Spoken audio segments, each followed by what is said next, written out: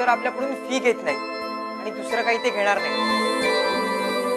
मग आपण त्यांना आणि ऋतूला आपल्या घरी जेवायला बोलूया. अगं मी नीलला सुद्धा ओळखून आहे. त्याला कसं वळवायचं ते मी बघीन. त्याला कळणार सुद्धा नाही. हा असला प्रकार मला पटलेला नाही. पण सॉरी, मी तुझं बरोबर आहे. मी चुकले मान्य करते. रोज त्याचा पस्तावा करते. थँक्यू. मी भगवान नाही, ते फार मोठे होते. पण अर्जुनाला जसा लढायचा धीर आला ना, तसा आज मला आला. हाय. अरे हाय. अरे इथे कसा? अरे मी पण तुला तेच विचारलं होतो, तू इथे कसा? अरे बस ना. बरं एकटाच आलायस की सोबत कोणी आहे? नाही रे, एकटाच. अरे बाबांचं काम होतं म्हणून कोर्टात गेलो होतो. चहाची तलब लागली म्हणून हॉटेलमध्ये आलो आणि आज शिरलो तर तू दिसलास. अरे सॉरी, ओळख करून द्यायची राहील. ही माझी मैत्रीण प्रियांका आणि हा माझा मित्र अर्णव गोरे, बिझनेसमन आहे. हाय. हॅलो. कसा काय चाललाय बिझनेस? काहीही टेन्शन नाही. आलेली सगळी टेन्शन बाबा सांभाळतात. मी फक्त ते सांगतात ते करतो. Excuse me.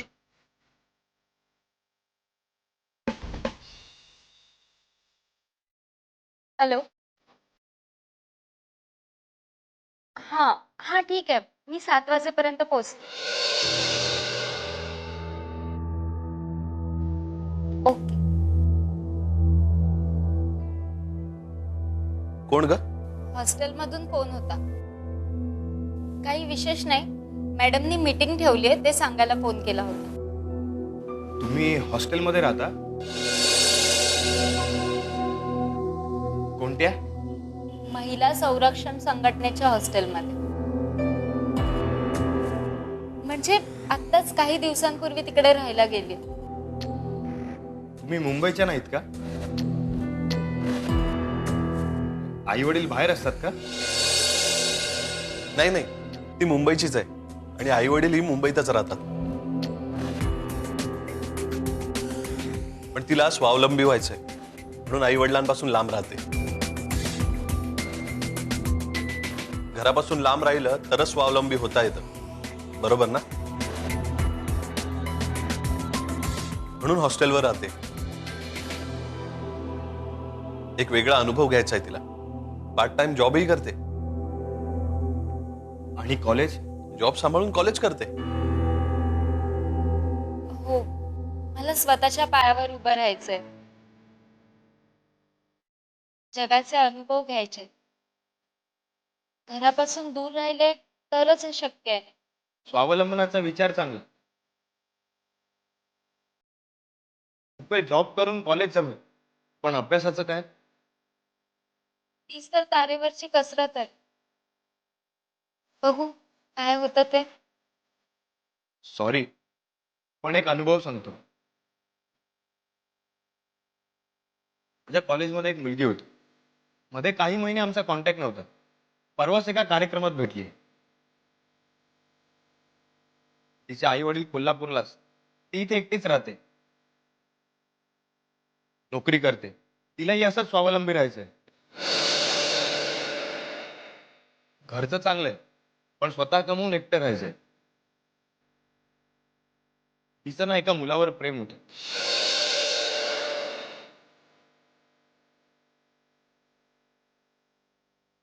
त्याने दुसऱ्या मुलीशी लग्न केलं. तेव्हापासून पुरुषांवरचा विश्वास उडाला, असं ती म्हणत होती. म्हणाली पुन्हा लग्नाचा विचार करणार नाही.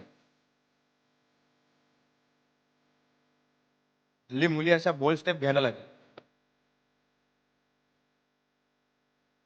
बरं, एक विचारतो, वाईट वाटून घेऊ नका. आमच्या कंपनीत सेल्सचा जॉब चालेल का? तुझ्या कंपनी? पण मी ऑफिसमध्ये कधी काम केलं नाहीये. काही चुका झाल्या तर? Very good.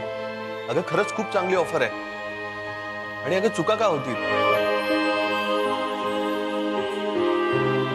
काय डिरेक्टली तुझ्यावर मोठ्या जबाबदाऱ्या टाकणार नाहीये. आणि तू काय एवढी डब्बू आहेस का? मला नाही तसं वाटत. या जॉबचा तुम्हाला असा फायदा होईल की तुम्ही फोनवर काम करू शकता. आठवड्यातून फक्त एकदा ऑफिसमध्ये आलं तरी चालतं. अरे वा, तुमच्या ऑफिसमध्ये सगळे आठवड्यातून एकदाच येतात वाटतं.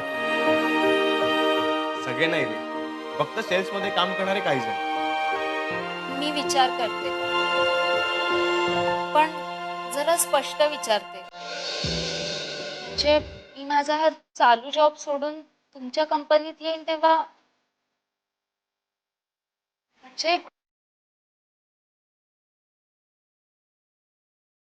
म्हणजे माझं शिक्षण, राहण्याचा खर्च भागेल का? मी वडिलांकडून पैसे घेत नाही. वडिलांचे पैसे घेतले तर कसला आलंय स्वावलंबन, म्हणून विचारते. बेसिक सॅलरी मी नंतर सांगेन. तुम्ही जितकं काम करा, कंपनीला जितका फायदा करून द्या, कंपनी त्यातलाच काही पार्ट तुम्हाला इन्सेंटिव्ह म्हणून देईल. छान आहे प्रियांका, नाही म्हणू नकोस. अगं खरंच खूप चांगली ऑफर आहे. तुम्ही मला तुमचा कॉन्टॅक्ट नंबर द्या, मी अपॉइंटमेंट घेऊन नक्की येईल. ठीक आहे. अरे वा, लकी आहेस. बसल्या बसल्या जॉब मिळाला तुला. बघूया आता माझं भाग्य मला कुठपर्यंत नेतं ते. थँक्स अर्णव. अरे बोलण्याच्या नादात तुझ्यासाठी चहा मागवायचाच राहिला. वेटर,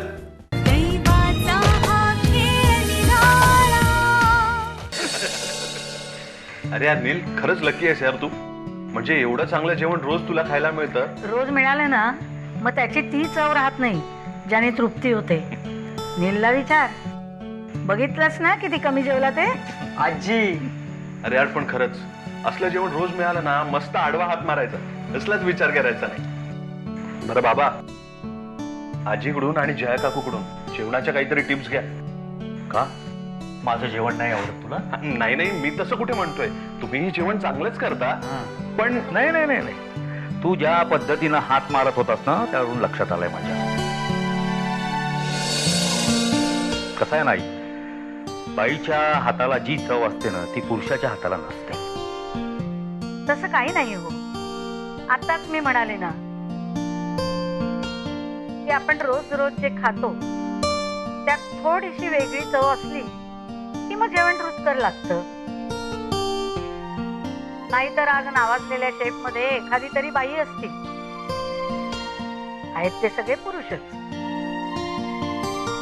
नाही नाही, पुरुषही छान जेवण बनवतात, पण असं मायेनं आणि प्रेमानं जे जेवण बनवतात त्या फक्त स्त्रियाच असू शकतात.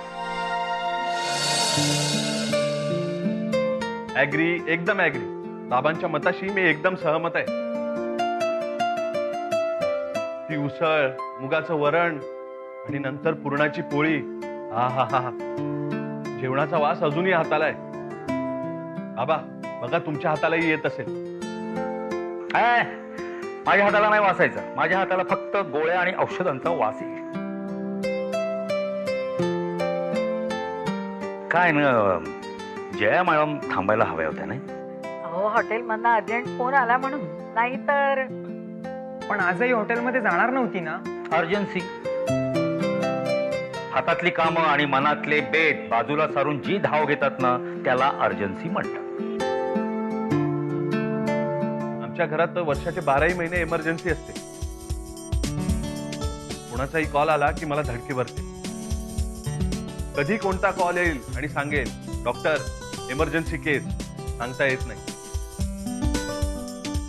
बाबा तर रात्री बेरात्री उठून हॉस्पिटलमध्ये पळतात. पोलीस, सैनिक आणि डॉक्टर हे 3 पेशे म्हणजे एक व्रत असतो. काय डॉक्टर? हे याला आत्ता नाही कळायचं. बाबा तुम्ही मला उगीच घाबरू नका. चल आपण तुझ्या रूम मध्ये जाऊन बसू. अरे थांबा ना इथेच. आम्ही इथे, तुम्ही तिथे, असं रे काय? त्याला आणलेलं गिफ्ट दिलंस का? अरे जेवणाच्या नादात विसरूनच गेलो. काय रे? एक मिनिट. नील, हे तुझ्यासाठी गिफ्ट. डॉक्टर काका, हे काय? बॉम्ब आहे, बॉम्ब. अरे घरात कोणी लहान असेल तर गिफ्ट देण्याची पद्धत आहे. घे घे. पण आता मी लहान राहिलोय का? अरे हे विसरलो मी. आता काय करायचं? अरे असू दे, ठेव. अरे आम्ही तर वाटच बघत असतो आम्हाला कधी कोण गिफ्ट देते का म्हणून. असू दे. थँक्यू. बरं बाबा, आपण यांना आपल्या घरी जेवायला बोलवायचं? गिफ्ट मिळवण्यासाठी विचारतोस? नील, अगं मस्करी केली ग. बाबा, पण मी सिरियसली विचारतोय. आता आपल्या घरी एकतरी गेट टुगेदर होऊन जाऊ दे. अरे मग विचारतोस काय? तूच ठरव की. मी तुझ्या शब्दाबाहेर आहे का? हे मात्र खरंय. आजी, नील, बाबा माझी प्रत्येक गोष्ट ऐकतात. बाबा, मला आठवतंय मला एक रेसर कार घ्यायची होती ना? बरं, मग रविवारचा बेत पक्का ना? कुठल्या रविवारी? चालेल, पण एक अट आहे. सगळ्यांनी आपले मोबाईल फोन स्विच ऑफ ठेवायचे. Excellent idea. डॉक्टर, तुम्ही आलात, इतक्या आपुलकीने वागताय. की आमच्या रुटीन लाईफ मध्ये केवढा सुखद अनुभव आहे हा. हो, आमचं तरी काय वेगळं आहे. हा, आणि तुम्हाला सांगतो, हा नातेवाईकांकडे सुद्धा जात नाही. अहो, आमचा नील तरी कुठे जातो?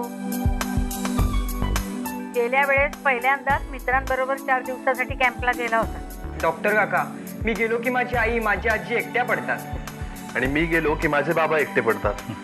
आणि मग आईच्या फोटो बरोबर ऋत्विक, इन शॉर्ट काय तर आपण आपले गेट टुगेदर वाढवले पाहिजे.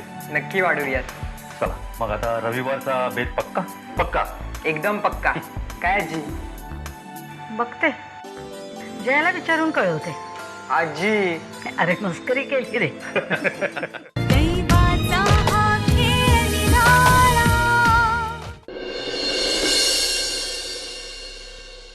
बाबा, मला तुमच्याशी जरा बोलायचं. अरे बोल ना मग. मागच्या आठवड्यात मी डॉक्टरांकडे चेकअपला गेलो होतो.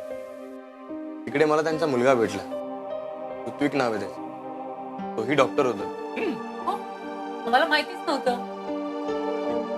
मला त्याने एक त्याच्या मैत्रिणीबद्दल सांगितलं. मला माझ्या लग्नाची काळजी आहे असं तुम्ही डॉक्टरांना सांगितलं होतं. हो हो, पण जाऊया ना त्यांच्या घरी. आई, आधी सगळं नीट ऐकून घे. तिचं नाव प्रियांका आहे. ती अंबा हॉटेल मॅनेजमेंट कॉलेजमध्ये शिकते. अरे चांगलं आहे की मग. त्याचं काय? काल माझी आणि तिची ऋत्विकनी भेट घडवून आणली. मला न सांगता सवर का? असू दे, पण तुला पटलं ना मग हरकत नाही. मला मुलगी ठीक वाटली. ती सध्या एका बुटीक मध्ये जॉब करते आणि हॉस्टेलवर राहते. आई वडील घरी नसतात का? तसं नाही, तिचे आई वडील इकडेच मुंबईमध्ये राहतात. सुसंस्कृत घराणं. तिचा एक मित्र होता. त्याच्या असमंजसपणामुळे ती गरोदर राहिली. घरचे ॲबॉर्शनच्या मागे लागले म्हणून ती हॉस्टेलमध्ये राहते. तिला ॲबॉर्शन करून एका जीवाची हत्या करायची नाही. आणि तो मुलगाही लग्नाला तयार होत नाही. लहान वयात अक्कल कमी असते. लोक त्या मुलाशी प्रेमसंबंध ठेवतात आणि मग फसतात. हे देवा, ते अशी मुलगी सांगितली त्यांनी तुमच्यासाठी? आई, बाबा, शांतपणे ऐकून तर घ्या. अरे ऐकून काय घ्या. डॉक्टर तुला असं स्थळ सुचवतातच कसे? आम्हाला तुझं लग्न करायचंय, मुलंही होय. अरे पण म्हणून आम्ही काहीही करायला तयार होऊ असं वाटलंच कसं त्यांना? आणि तू तिला भेटायला गेलास आम्हाला न सांगता सवर का? आई, बाबा, शांत व्हा. त्या मुलीचा मित्र कोणी अशिक्षित मवाली गुंड नाहीये. तो ऋत्विकचा मित्र आहे. तो त्याच्याच बरोबर डॉक्टर होतो. त्याच्या घरचेही सुशिक्षित आहे. बरं, हे सगळं सांगताना ऋत्विक मला वाईट तर वाटणार नाही याची काळजी घेत होता. डॉक्टरांनीच तिला हॉस्टेलवर राहायला जागा मिळवून दिली. त्यांना तिच्या भविष्याची काळजी वाटते. मी तिच्याशी बोललो. मनाने मोकळी, स्पष्ट आणि धाडसी वाटते. ॲनिमल लवर आहे. एका एका जीवाची हत्या करणं असं पाप समजते.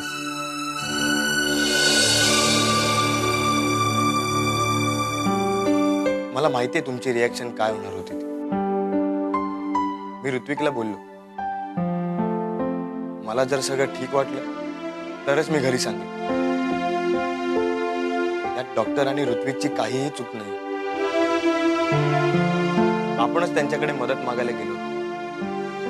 कोणताही उपाय सांगा, करू असंही म्हणालो. त्यांना वाटलं दोन्ही कुटुंब सुखी होती म्हणून त्यांनी हे सुचवलं. ठीक आहे, पण त्या मुलीचं स्थळ मला नाही पटत. बाबा, आई, मी तिला आपल्या कंपनीमध्ये सेल्सचा जॉब ऑफर करतो. ती माझी अपॉइंटमेंट घेऊन मला भेटायला येणार. हा, नोकरी वगैरे ठीक आहे, तेवढीच आपण तिला मदत करू शकतो, पण याहून जास्त काही नाही. बरं, ठीक आहे.